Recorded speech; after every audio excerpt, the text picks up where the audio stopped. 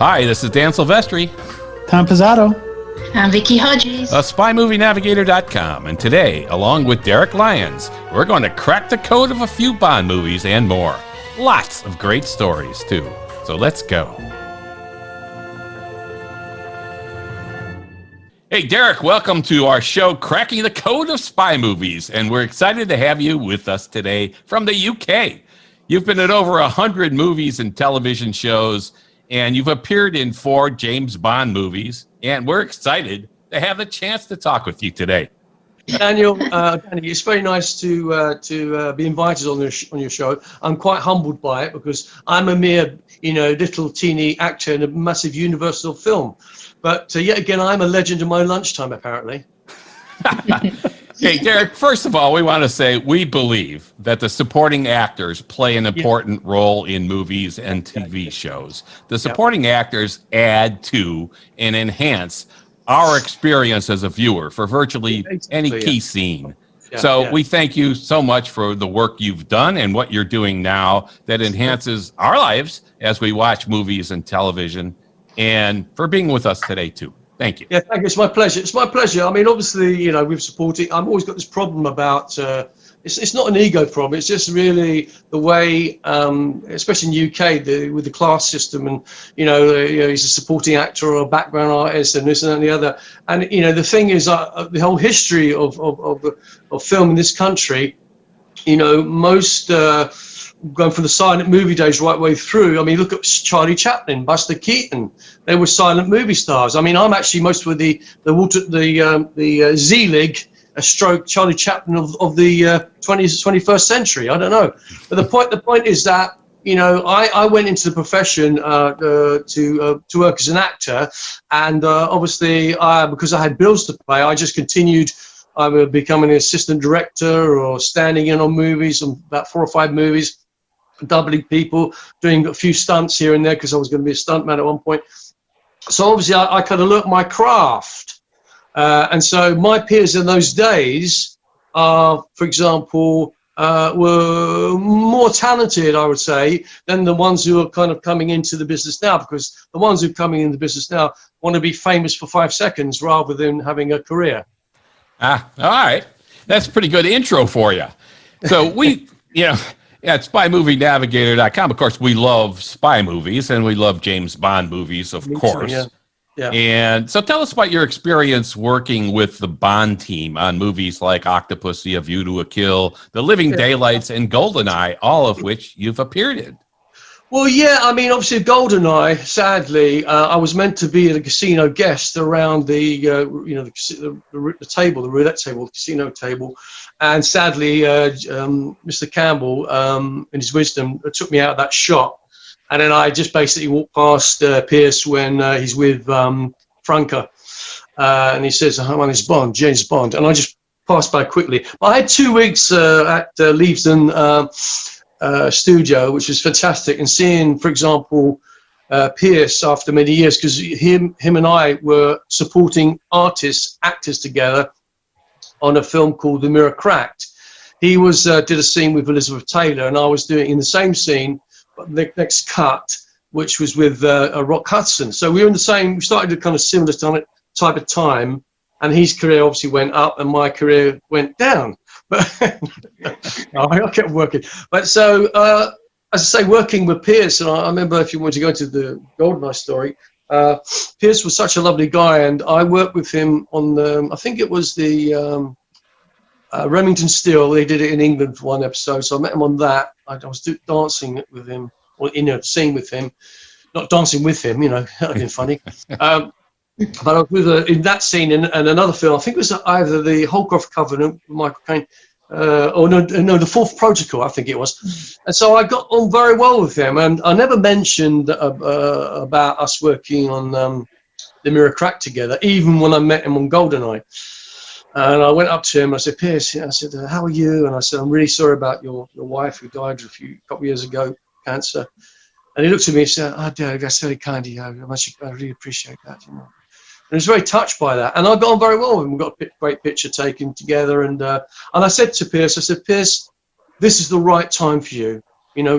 Go back those few years where you couldn't get out of your contract with Remington Steele. this is the right time for you, and I wish you all the best. And he really appreciated me saying that to him. Yeah, that's great. And what about the other films you've been in, like Octopussy, If You Do a Kill, Living Daylights? So Octopussy was really good. They chose me. I mean, obviously, because the assistant directors usually either Terry Bamber, Terry Madden, whom we worked with on Star Wars many years ago, and they were part of that Bond crew. And I basically was cast as one of the Air Force Base officers in the big tent with the bomb, with Roger Moore and the rest of all the lovely ladies, the models, the pastry girls, etc., who dressed up in their tutus and all that kind of jazz. And I basically had to react to when Roger kind of has to disarm the nuclear weapon. I'm behind him. I have to kind of pull him back. Obviously, that what you see, and you see me kind of going through that point. At one point, I was at the front, and then it's just the way it works sometimes. Not because of John Glenn or anything like that. It's just the way the scene works. And I could have been at the very front of that, and I wasn't that pushy. I was quite happy to keep back out of the way, in respect to that. And obviously, great 2 weeks at Pinewood and fantastic time. And in View to the Kill, I was in two scenes. I was at the race course behind Patrick McNee in the Avenger, the original TV show, the Avengers, great guy, with I think Q and M, and obviously Roger as Bond. And I was in that, and I actually forgot I was in that scene because it was a big call. I think at one of the race courses, I think it was Kempton Park. And during that time, I got on really well with Grace Jones. I've got a signed. You see this? Bloody wall. Let me see this. This is. Can you see that? Yeah. That's cool. Basically it says on there, to Derek, love 007 Bond Mayday, Grace Jones. She signed that for me. Yeah, is that a book? Yep. All right. Hey, Derek's holding up a book signed by. So what I did is I was passing by one day her caravan where she was Willie Bager, as they called them. So I knocked on the door and she opened the door and she goes, hello. I can't remember to do her voice very well. And she goes, hello, that Jamaican accent. And I said, hi. I said, would you mind signing this? I said, come in. So it's just me and Grace Jones in her caravan, and I think she had some like water, so I had a glass of water with her. And I mentioned that I was very close friends of the late Marvin Gaye. And he said, and he goes, oh, do you know this, Derek? I actually awarded him with a music award in America for the Sexual Healing album, Midnight Love album. Right. So we had a really nice chat. I was there about 5 to 10 minutes just chatting away. And then it's a shame we didn't have a camera with me because I sometimes have cameras, or it would have been great to have a photograph with me. As I was leaving, as I was walking out the door, I was at the door, right in front of me was Dolph Lundgren. Because Dolph was going out with Grace at the time, and he was one of the heavies in it. And then he had black, his natural colour, which is like a mousy colour, where he dyed it blonde later. And I thought, oh God, but I didn't know he was a martial artist then anyway. I could handle him anyway, so I'm not bothered about that. All right, there you go. Oh yeah, no, just we finished the thing about the View to the Kill, and then I was called by Terry Madden. And they said, we'll do a couple of weeks at Pinewood on 007 stage. They said, would you mind doing it? We've got a few stuntmen, but we need to add up the stuntmen. And I know you're not a stuntman, Derek. Would you mind doing it? I said, yeah. So they fitted us in these wetsuits and then the overalls, and we were meant to be part of Zorin's team, the Mine Strike crew. And then basically what I had to do after a while is I did a fall from literally about 3 feet back into the big tank with all the water's pouring in there. And obviously, even though inverted commas I wasn't a stuntman, they allowed me to do it. And I was with Nosha and Denny Powell in the tank. And I remember talking to Nosha one day, and I said, Nosha, that's Gary Powell's father, the stunt coordinator. I said, I'm really getting cold in this suit here. It's really too much. And he says, what you should do is have a pee, have a wee. And I said, what do you mean? He said, when you wee, what happens? The warm wee goes all around your body and keeps you warm. That's how they do it. You know, with divers do that. I said, I didn't know that. And he looked at me and he had a kind of funny expression on his face. And he said, actually, I'm having one now, Derek. I was a tough bloke, not Chappelle, you know, good boxer and fantastic. Yeah. So that was it. So I was very honoured to be working. It's a scene with Christopher Walken. You know, I can't do his voice, but he's shooting everyone, and then he's killing everyone, and I'm one of the people dead. I had to float on my back, I think, quite a few days as a dead person after that scene because he shoots everyone. Yeah. I remember that. Cool stuff. And Living Daylights. Tell us about that. Living Daylights, yeah. Well, I was asked, because I got on very well with Barbara Broccoli. In fact, her and I, you know, she had a kind of like it. She kind of liked me. I know that, and I kind of fancied her too. And I when I first met her on the films, I kind of I just didn't know who she was really, and eventually, because she was a runner basically. She wasn't saying, "Oh look, I'm Cubby Broccoli's daughter." She was just going around like normal. She's very friendly, very sweet lady, and Italian, Italian, and so I got this call to my agent David Edwards at Central Casting, which is basically for actors as well. And they said, "Oh, they want you to this scene, and it's a Bond film." I said, "Right, well, I didn't know what it was called then." So I ended up turning up at Pinewood, and then they fitted me in this kind of grey costume, and then we did that scene. Obviously, I was very lucky. I had to pull out Jerome Crabb from the pod with another guy. I can't remember who the other guy was, but that wasn't important to me because at least I got a little part. And they said, "Oh, you're one of the MI6 agents now, Derek." That's what they said to the set. That's nice. And then Desmond Llewellyn was so nice. I was just chatting with him, but I was so in awe of him because I love Q and I love the Bond films, as you know. We all do. And he was such a lovely man, and we was just chatting about Bond. He said, "What do I do?" And I explained what I was doing, apart from this, and just doing what I can to make an living, and it was lovely. And if you watch that scene again, as I grab Jerome Crabb, you hear someone say something, and it's actually Desmond says, "Go on then," and I actually react to him. And if you hear it very clearly, I said, "Okay," or I said something in reply, and you got to listen very carefully, because I did say something, and then eventually I had to take him up the steps and almost fell because it was all very kind of slippery, And then, and this is the truth, because I could say it was me, but the next bit they filmed in another place. So I literally up to the top of the stairs. Then I put Jerome's flying special parachute on, whatever it was, and then we kind of send him to the jump jet. That's me. Up to the jump jet, they had another person. I don't know who it was, who just basically puts it wasn't even Jerome Crabb, but they put a stuntman into the jump jet. So, and the person sliding off was someone else. It wasn't me. I could lie about that, but I don't like. So I have a question for you. You said as you were going up those stairs, you slipped, and it looked like you did a little bit. Is that like a multiple take thing, or it was just a slight slip? Yeah, we did that quite a few times because what they did, they built these metal stairs. This is always movies is an illusion. They built these stairs. And then so I'm running up and it's like, I lost my footing because it was slippery.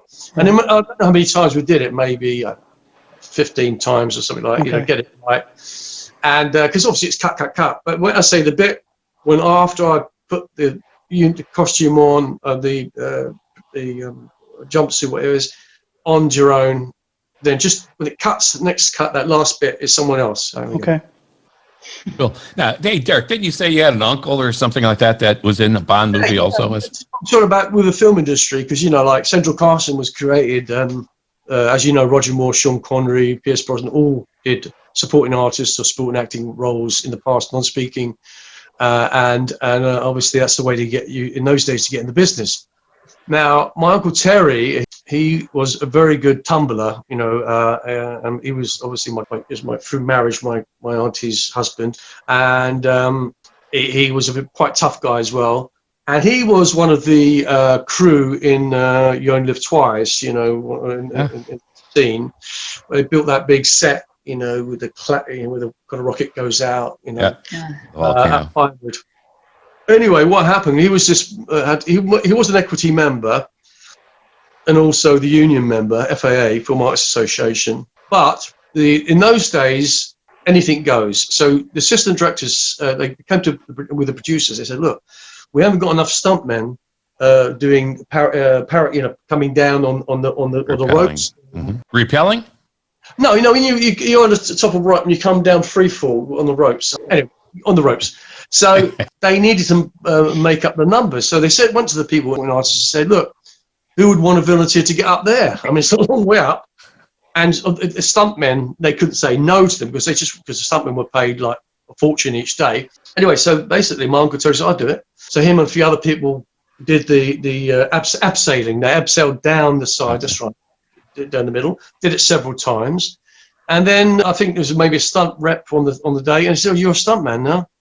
And he became a stuntman. Just like same with the people in the early days when British equity like SAG were low in numbers. They came on sets and they knew that a lot of the supporting artists were variety artists, singers, dancers, etc., etc. They would go up to them and say, "Oh, you a member of Equity?" "Oh, yes, I am."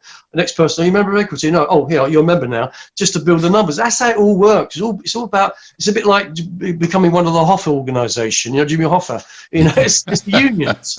It becomes powerful. The more people you have, the stronger the union. That's how it works. So that's why I have this thing, you know, about everything I've done in the business has been a part. You know, I've always been featured. I've had dialogue. Sometimes I've asked for dialogue. I say, "Well, I should say this." "Oh no, we can't give you dialogue, Derek, because we're going to have to pay you more money. We've got a budget." It's all politics, you know. It's like, it sends me nuts. I say Terry became a stuntman because of that, yeah. And then he went on to at one of the apes in 2001: A Space Odyssey. If you see the beginning sequence, yeah. Right, Richo is a friend of mine. He's the main ape called Moonwatcher. He's in his 80s now. He wrote a book called Moonwatcher, and I read parts of it online, and it mentioned my Uncle Terry. And Terry, I knew he was in the movie. He is one of the apes bending over and doing his bit as an ape, and this real leopard jumps off onto his back. They did that like numerous. I mean, Kubrick, not one. He's not one take Kubrick. He does like 50, 60 takes. So that's it. And so my uncle became a stuntman, and then he went into proper acting and did lots of parts. He was in British comedy TV shows and everything. Very cool. Very cool. But he never helped me. Yeah, it's in your blood.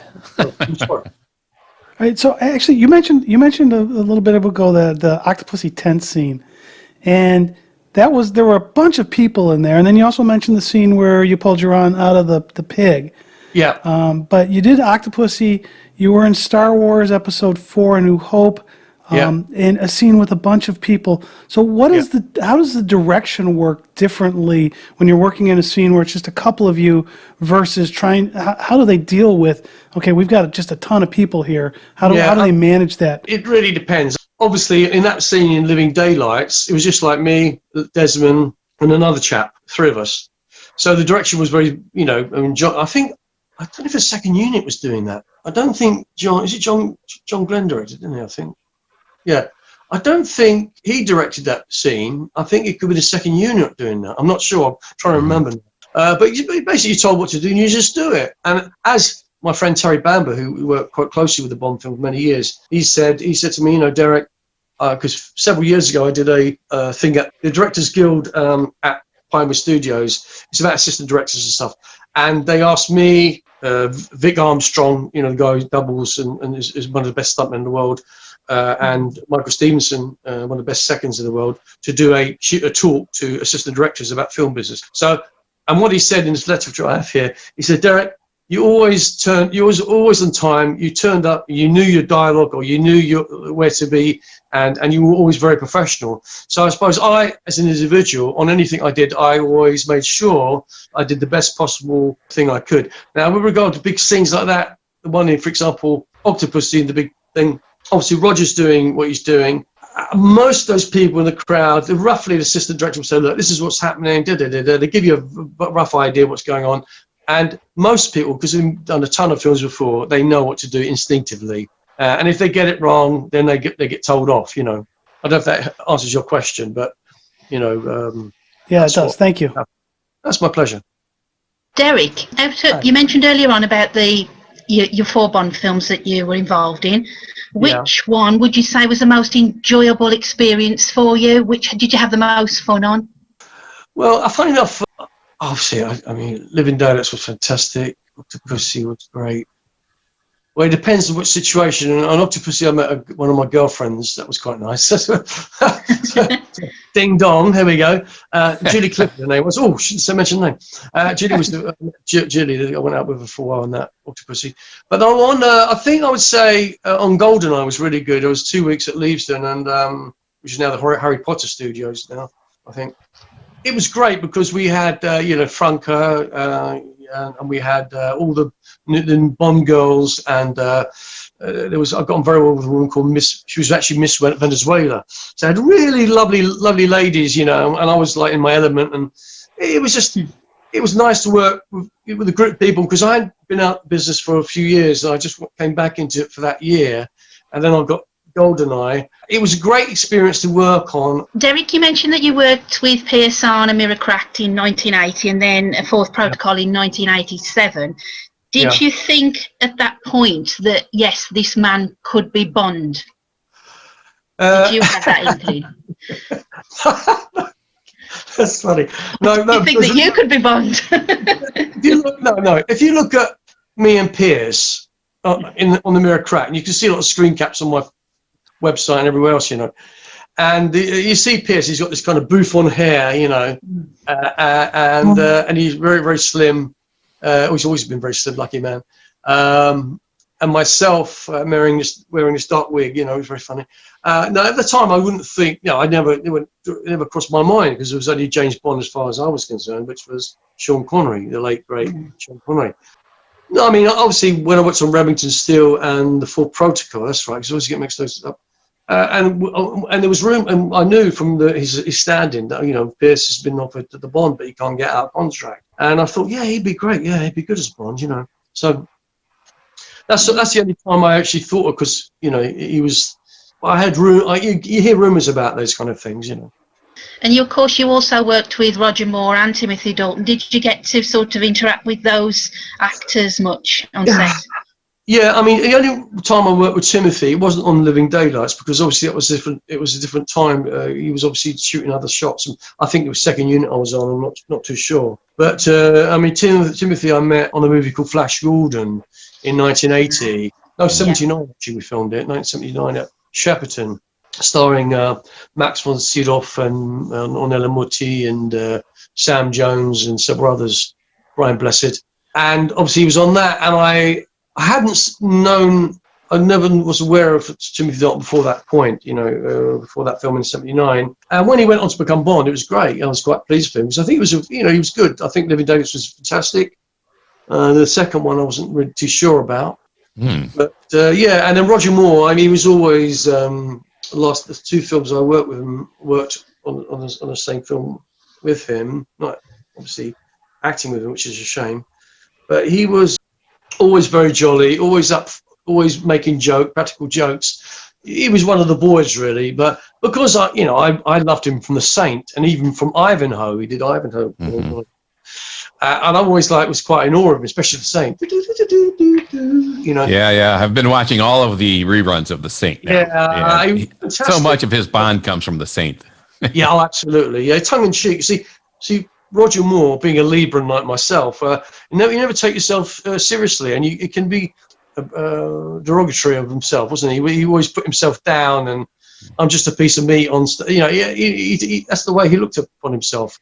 He was a lucky man. I mean, Dorothy Squires, because he had an older woman, who looked after him for a while, and he had a bit of help that way into the business, being a knitwear model, and then he moved on to doing background work, and then obviously becoming Roger Moore.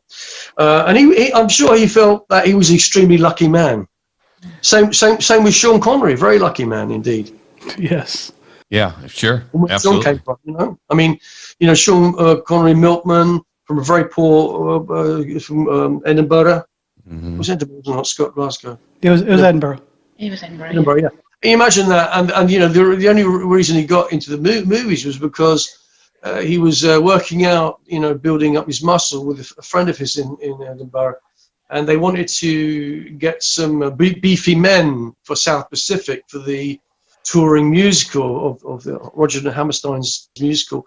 And sadly, most of the guys who were in the chorus line were too, because I've got friends who are gay, you know, but they were too effeminate. So they wanted us a few beefcakes, you know. So then that's how, and the casting guy says, would you like to come along? And then Sean's friend said, yeah. And then he said, how about you? Oh, yeah, I went on. So he just went along for the ride. He never realised that step he made, it would continue to be.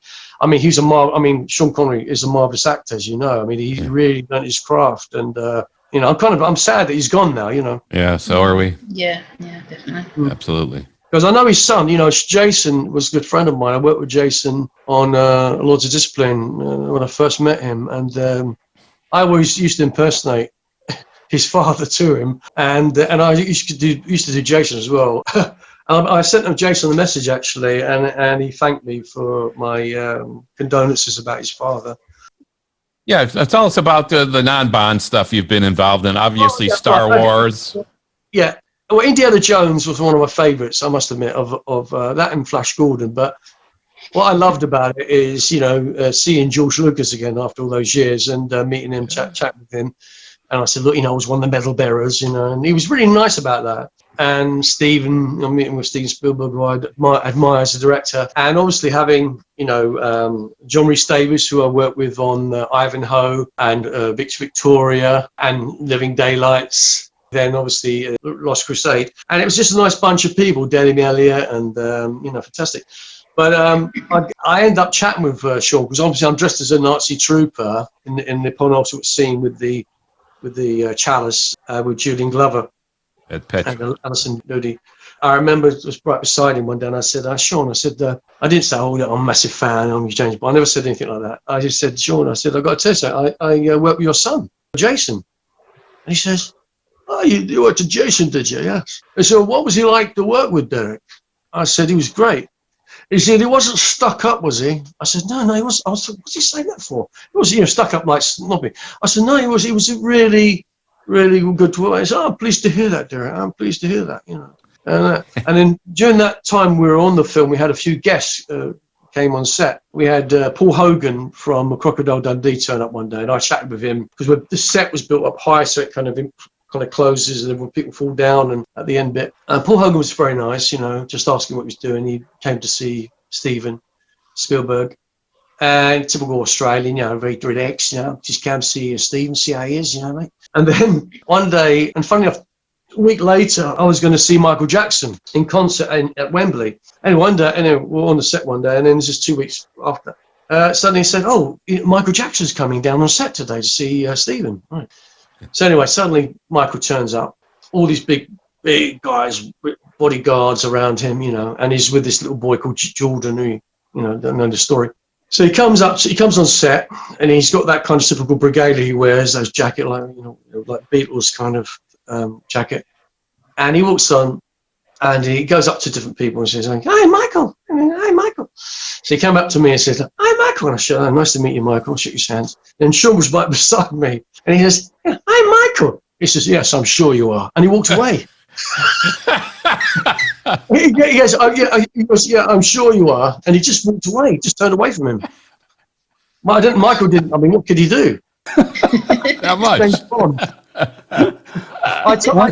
superstar to another. I told that story in Spain several years ago with Jeremy Bulloch. Now, Jeremy Bulloch, as you know, works at Star Wars, but he also was in one of the Bond films. He was in Spy Love Me. Jeremy cool. Bulloch, yeah. And he laughed, and he couldn't stop laughing on stage because when I did that. Yeah, sure you are, yes. Dawn never suffered fools. If you spoke to him directly, then when I spoke to him, in fact, when I've got this book over here, which I got everyone's got Steven to sign, John Rhys Davies, everyone's in it, right? There's a book called Stars, and at the front of it, I've got Denny Elliott to sign it, and John Rhys Davies to my pal Derek, because he remembered from the past. And I said to Sean, as he went to sign it, I said, I've got to say something, Sean. This book says Stars, but you're not in the book. and And he didn't look at me, and he signed to do all the best, and he didn't take it personally, because I said it very naively. I didn't do it as a, like you're not a star. And I said, no. I said, you're not in it, Sean. Do you mind signing it? Oh, yeah, he said, yes. That's okay. And he signed it for me. Very cool. It was very nice. Yeah. He's one of the best. Yeah. Any other Star Wars stories? You were in a couple of scenes, right? Star Wars was the first job I ever had. I mean, I was at university at the time studying English, because I didn't do particularly well at school, so I was redoing some of my exams and stuff, because I'm slightly dyslexic. And so that kind of put me back in my career, as a normal career. That's why I became an actor, because I was so stupid. So anyway, I can remember lines. It's okay. So yeah, I got a call. I was at my father knew a lot of people in the business, so I got in because of him. And then I got a call one day from my agent. They said, they're doing this movie. It's 2 weeks, and you take 2 weeks off. This is the dates roughly. You got to go down to Shepperton. They're going to Polaroid you, fit into costume. It's a science fiction film. That's all they said. So then I end up, about a week later, I got a phone call.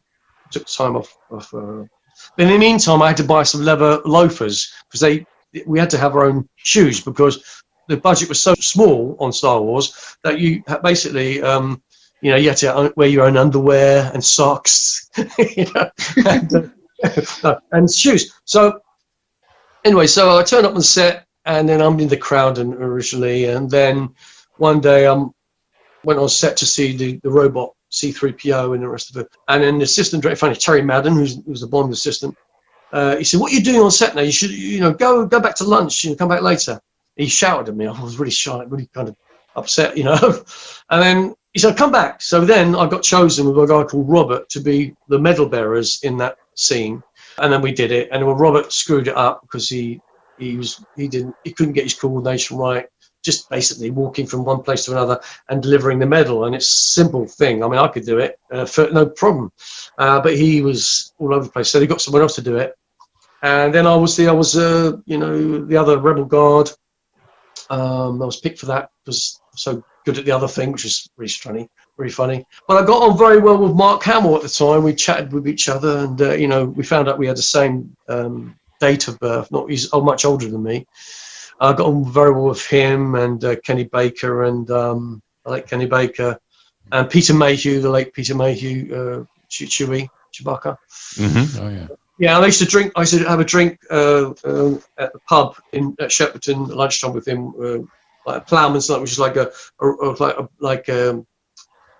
long bread, French bread with cheese and stuff in it, and a beer. That's what me and Peter used to have at lunchtimes, really.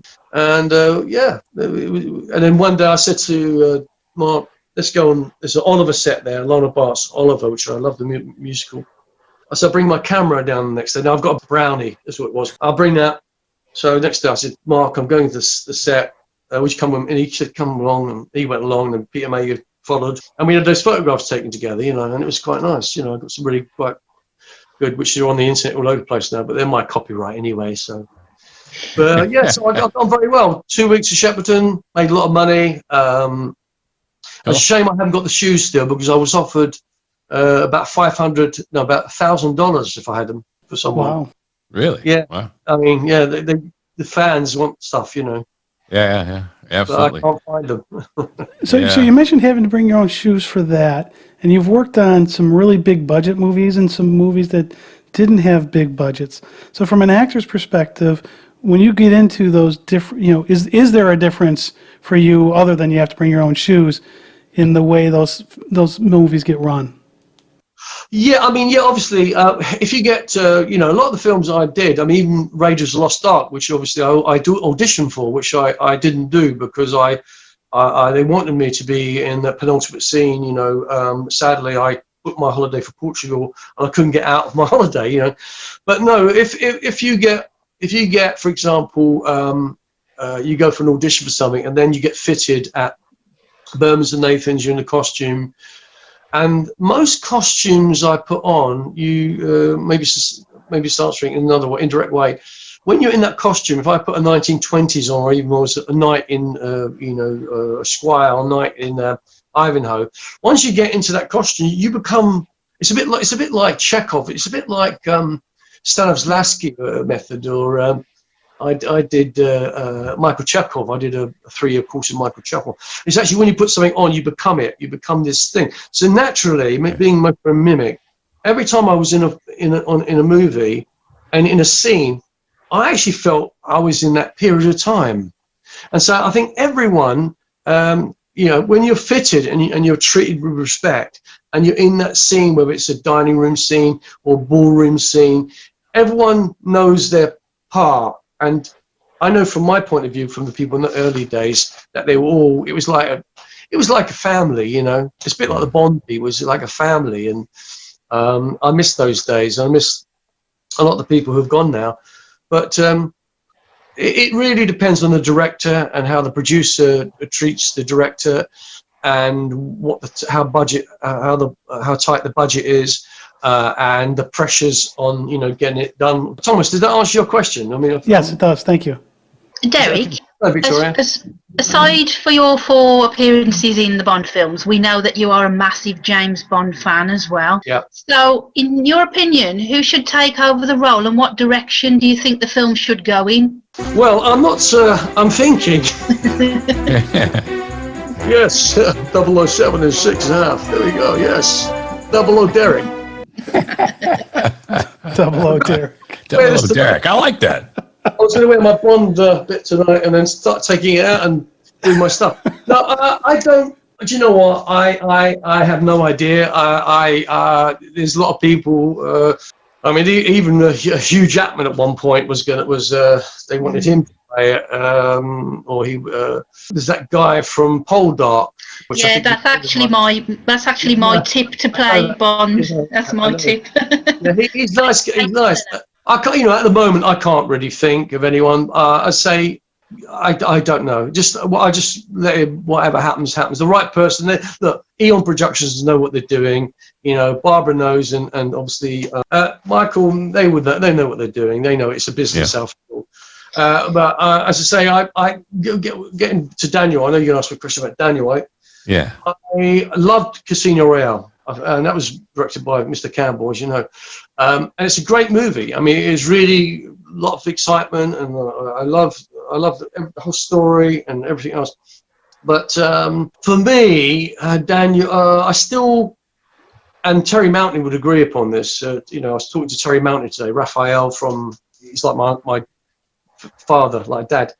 They play Raphael in on Majesty's Secret Service, etc. Not particularly well at the moment, but so I'll let you know about that another time. But yeah, Daniel Craig, for me, when I see him and the way he dresses, we have an English comedy actor called Norman Wisdom. So when I see him, I think of Norman Wisdom for some reason. Look him up. It reminds me. He's got a similar face and nose, and a bit like Lee Evans. He just reminds me of that time.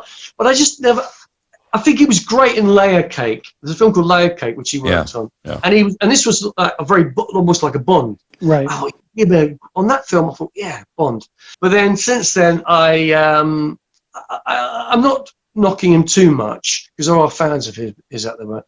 But I'm quite happy to see the back of him, to be quite honest with you, because I think what they need in the future is they should go back to the tongue-in-cheek. Sean Connery. He got the point, and shocking. Or Roger Moore when he says, he just lifts his eyebrow. Innuendo there. It needs to go. See, Bond, we've got too much serious stuff going on in the world at the moment with the jazz and weapon wars and all that crap going on in the world. And so I think that we need a Bond, which is still tough. We need him to be sophisticated, charming, a womanizer. And what we're used to. That's. I sound like a chauvinist now, but I like that, because I think that was what Bond. It was written at a time, when Ian Fleming wrote Bond, and as you know, he based Bond on Hoagie Carmichael. Oh yeah, Hoagie Carmichael. Yeah, right. Yeah. So that's his idea. And when he saw Sean, he wasn't too. But then he adapted. Yes, he is good. So See, Bond is from that kind of time, and I don't really like all the politically correctness associated with this world we live in at the moment. And I think he needs to, as a woman's out of order, just give her a slap. Give her a slap. But in the movie context, Yes. but not to have like you got Honor Top, for example, who fought Pierce. You needed those kind of tough women as well. You've got to have the balance. Mm-hmm. So interestingly enough, Derek, I was talking to some Bond friends today. We think it's time that there should be another female Bond villain. It is Sophie Marceau's birthday today from The World Is Not Enough, and we were discussing Electra King. So yeah, I think it's time that there should be another Bond villain that's a female. Victoria, you should do it. I'm too nice. I think we'll see a lot of strong women in Bond films from now on. I just think they need, the new villain, which is kind of vaguely based on, looks like Dr. No, the guy who plays Salam Malik. His name is the guy in the Queen film. I didn't, be honest with you, looking at the makeup doesn't look too good, I really study, when I watch films, I look at everything. I look at the background people, I look at everything, which most people don't look at. I think, oh no, that guy looked at camera, it looked straight at camera. I've seen it quite a few times. And then that makeup doesn't look good enough, it looks too fake. You got to get it right. It's a bit like sets. When Die Another Day was out, Pierce Brosnan film with Madonna, that one, that fence, because I fence, and that fencing sequence was kind of good. But the set, it looked too fake. I don't know who. The lighting, it's all to do with the lighting, and our people in the UK are brilliant set designers and set makers. I mean, they used to be anyway, and that's why Spielberg and the rest of them came to this country, because we're the best at doing it, But it looked fake. When I see Die Another Day, I go, oh, it looks so fake. The lighting, it looks like it's in the studio. I want to be convinced it's not in the studio. I want it to be like it's like watching The Saint in the old days when they clipped to for example, to Switzerland, and they went into the apartment. You can see it's a set. Yeah. So you mentioned the old days. There's a name you haven't mentioned yet, but I understand you had a really good relationship with Peter Hunt. Can you kind of talk about that? Yeah, dear Peter. Yeah, Peter R. Hunt. Yeah, Peter. I met Peter on a movie called. It was in 1983 at Pinewood Studios. I was standing in for an actor I was there for about 8 weeks, maybe more. And I got to know Peter very well. And he, because he was an openly gay person, but I didn't know at the time. And his boyfriend, I think still living, Nikos. I got on very well with the guys. And Peter used to, give me a lift in his car back to Piccadilly. And I think he had an apartment around the area, and always very, very sweet and kind. And over the years, up to before he died, I would ring him in America, in Bel Air, and just chat with him about movies. He liked Woody Allen, and we were talking about Woody Allen. He was saying, have you seen the film what's it called now? Manhattan Murder Mystery, or if it was. And he's like, it was so funny. I just laugh. Just laugh. He had an amazing laugh. But I said to him, I was talking to him about George Lazenby. And I said, yeah, Jules, I said, I love that movie. It was a great story. And he said, Derek, he was a silly boy. And then he was telling me, I didn't know this, but he told me that he edited from the very Dr. No right the way through, Terence Shank, all the way through to You Only Live Twice. He did all the cutting. He was the editor. And so all the Bond films you see, the way it's cut, it's Peter Hunt. That was his thing. And he actually said to Eon, if you don't give me, a movie to direct, then I'm leaving. And then I gave him On Her Majesty's Secret Service, which is one of my favourite Bond films. Mine too. Yeah. But Peter was extremely nice. In fact, after I saw him in 84, he sent me a one-way ticket. This is absolutely true story. He sent me a one-way ticket to go and live with him and his friend, Nikos, in Bel Air. No funny stuff, just because what he said to me in those days, he said, Derek, do you know who you remind me of? I said, who? Oscar Werner. Now, if you check out Oscar Werner, he was in Fahrenheit 451. Lots of films. It was on the Voyage of the Damned today. And I said, I can help you, Derek, because I know you have the ability. And you come to LA, Bel Air, I will get some acting classes, and we will get you sorted out, and who knows where it go from there. I could have done that, but sadly I was with my girlfriend, and she said, "Oh, you can't leave me. You can't go to America." You know, I should have just been more selfish. But you know, he was a lovely guy, and he used to come to London quite a lot. And my friend Martin and Philip Masheter, they had a shop called 58 Dean Street, of which John Barry used to visit in the West End, mainly film soundtracks and theatre soundtracks. And you know, Peter would come in on occasion, just buy soundtracks or have a chat with them, and they knew him pretty well as well. And now Peter, I'm sad that he's gone. He was such a sweet and kind man, you know. Yeah. Yeah. I mean, as an editor, a film editor, he was just brilliant. As a Bond fan, it's like anytime gosh. I can hear about these guys, it's great. But he said That's a great story. So he said that, you know, that George is a silly boy. He's a silly boy. I wish George would have done more. Well, yeah, I mean, he would have been. I think he would have been good in the next one. I think after he got his feet, he would have got, you know, done Diamonds Are Forever. He would have got help, because Peter helped him on the acting side. He obviously took him aside, and you know, because don't forget, you know, George Lazenby was a model initially. Right. Australia, he came here, did the Fry's commercial, did some other stuff here, and then obviously, you know, became Bond. And I think it was a fairly decent Bond. I think he could have got into it. You know, I think he would have done, if he did maybe 2 or 3 films, we'd be talking about him. Oh yeah, well, George Lazenby, you know. Right. Well, I know he regrets that. I know for fact he regrets that. So. Yeah, we regret it too. I wish you would have done 3 or 4. Would have been great. So yeah, you do voices. What are some of the other ones you do? I could do Jack. I do Jack Nicholson. I've got the glasses here. I do Jack Nicholson. I do Roger Moore sometimes. I do whatever comes into my mind. And I do W.C. Fields. I like the old Hollywood actors, and I am a mimic. I can do it, but I'm not. I do when it feels right to do, and I don't do it. Well, I've been doing. It's funny. I've been doing a lot. I've been talking around the house. I've been talking to myself as Sean Connery. I've been walking around going, "Yeah, sir, should we have a cup of tea, Derek?" I don't know. I'm not sure about that. What should we have? Should we have a dram of whiskey? I'm not sure about that, Derek. Yes, yeah, you know, it's a shame.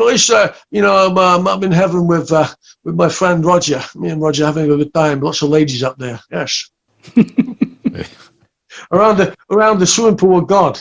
That'd be wonderful. Yeah. Absolutely. There you go. In fact, he was asked a question, which I watched the other day on some video, because I was watching quite a bit. He said, "How would you like to be remembered?" And he says, "I don't care. I don't care." He didn't care. He really didn't care. No, but I think myself, in my little life of film, 40 years in the movie business to a degree, I was meant to do a movie in April, which never happened because of this COVID thing. It was a small comedy horror, which I was going to appear in. It may happen next year now.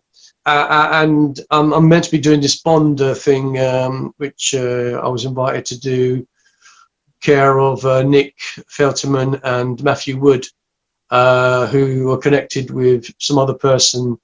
And we're doing the anniversary of View to a Kill at the Amberley Museum, which was meant to be in April of this year, which is gone. I was the guest of honor, and it was kind of talking about, because it's about Zoran, and because they filmed the mine sequence where they go into the mine with Grace Jones, etc. That scene, they filmed it there. That will happen, no doubt, maybe April 2021, because we had about 50 American Bond fans coming over to see, not see me, but to see be at the event. But you can subscribe to my website, which is Derek Lyons' website. You can just type my name in. I'm on Instagram under Zen Lyons, that's Z-E-N Lyons, one word. I'm also on YouTube, so you can see my YouTube channel. If you type in Derek Lyons, you can see my YouTube. You've got a lot of fun videos up there.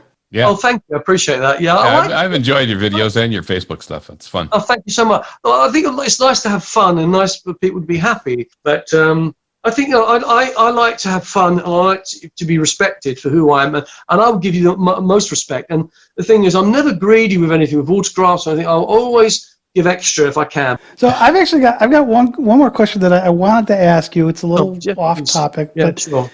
Yeah. on the Beast Within Productions website, Yeah. there is a picture of you in full splits on stage. Oh yeah. So a couple things. How long ago was that? Can you still do that? And how'd you get up? Well, anyway, the trouble is, it's a bit of a problem after a while. No, I can still do it, actually. I've got the camera right set, I'll do it here on the floor, but I can still do it. That was in 2008 at JediCon. I was on stage. I had to do a Q&A, and I actually end up doing an hour singing and talking, and both days, maybe just over an hour plus. And then we had about 2,000 in the audience, which was quite nice. And I just said, do you think I can do the splits? Yes or no? And I said, yeah, and I just did it. And they were like, hey, I still can do that. I kind of go for a phase where I don't do it, then I have to start stretching again. It doesn't take me, if I went for a run tomorrow, which I'm going to start running tomorrow, once I start running and get warmed up, I can just do it. Once my body's warmed up, I can put my leg up there, and I used to be able to put both legs behind my head. I can't do that anymore. But that was Derek Does Dallas. That's the other 100 movies you did. No. But I can still do those things. I'm flexible. I can't really do it now. That was impressive, and it looked like it was fun for the audience. This is good. This has been fun. Thank Derek. You. I appreciate it. This is terrific. You're a fun guy. You're obviously a people person. We love people. What I like to do on this, obviously, occasion is actually like to send my deepest sympathies to the Connery family. My son Thomas, actually, my youngest son, his name's Thomas Sean Zen Lyons, but I named him after Sean Connery, because Sean Connery's real name is Thomas Sean Connery. So I like to, say on this podcast that I, as a Bond fan, and obviously Sean was my favorite. And having worked on 3 films and met him 3 times, lovely man, and my sympathies to the spirit of Sean Connery up in heaven with Roger now, and my condolences to all the family and all the wider family in the Bond community for the loss of such a great Bond. Yes, he was certainly that. Thank you. That's great. Concur with that. Thanks, Derek. This has been a lot of fun, and we appreciate you being on our show, cracking the code of spy movies. You're a blast. Yeah, thank you so much. Yes, thank you, Derek. Appreciate it. Thanks, Derek. Had a great fun. This has been Dan Silvestri, Tom Pizzato, and Vicky Hodges of SpyMovieNavigator.com. As today we were cracking the code of spy movies along with Derek Lyons. Please tell your friends about our show and give us a 5-star rating on your favorite podcast app. That helps us a lot. Thanks.